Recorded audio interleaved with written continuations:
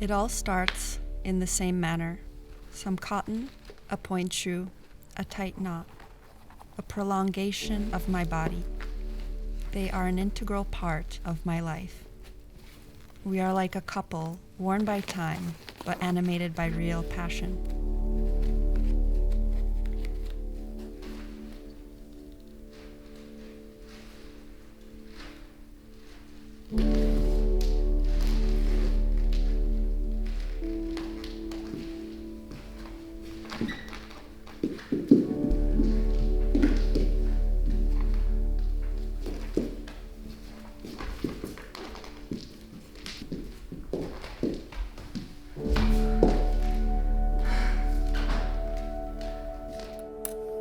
I was born in New York and moved to Florida, where I started my advanced training as a dancer.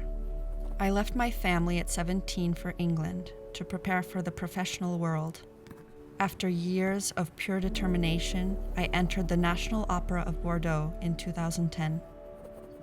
I find myself inspired to nurture my own creativity and voice through choreography.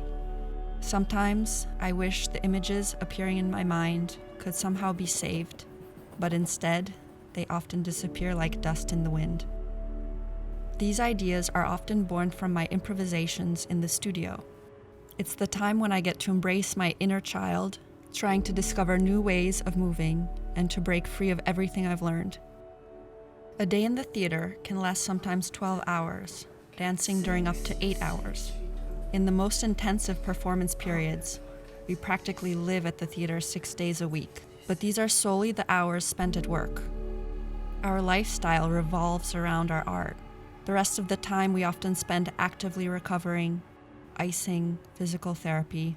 Our time away from work is just as precious. The more we do to take care of our bodies, the better we will perform later and are more likely to avoid injuries. Most of the time, I spend striving to perfect an aesthetic and fine-tune my body to move in many ways.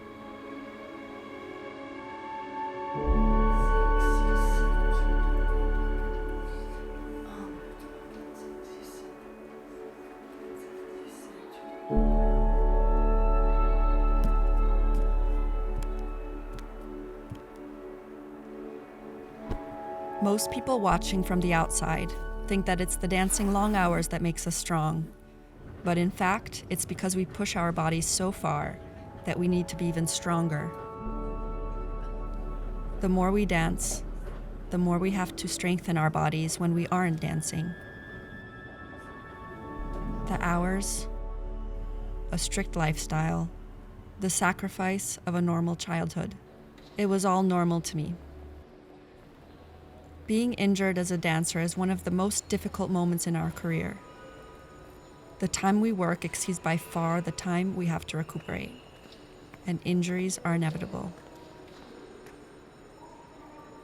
Dancing different styles from different choreographers can be quite a shock to the body, but we must persist with respect for it at the same time.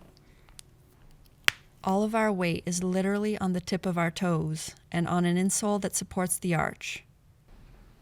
Everyone's foot is shaped differently and takes the pressure differently. It takes years of experience to know how to be somewhat comfortable in a point shoe. But during a long series of shows, friction, blisters, inflammation, injuries are bound to happen.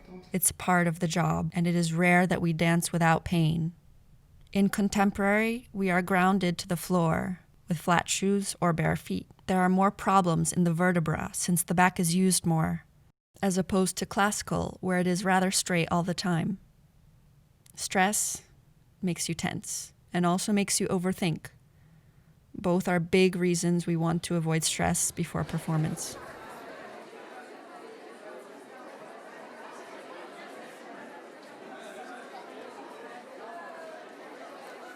Depending on the production, a classical hair and makeup takes up to 40 minutes, and then more if it is for a particular role. For example, when I had the opportunity to dance the evil queen in Angeline Preljokage's Snow White, the makeup took 1 hour and 30 minutes alone.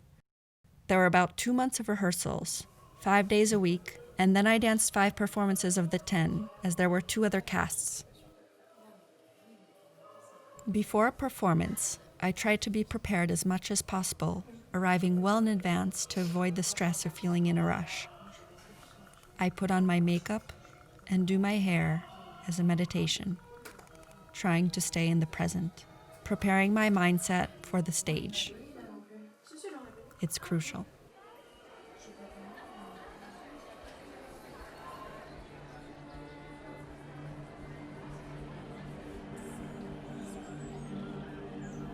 After all these preparations, the performance is the real test. Adrenaline, excitement, nerves. The silence of the audience, followed by the start of the music. I quickly remember why I dance.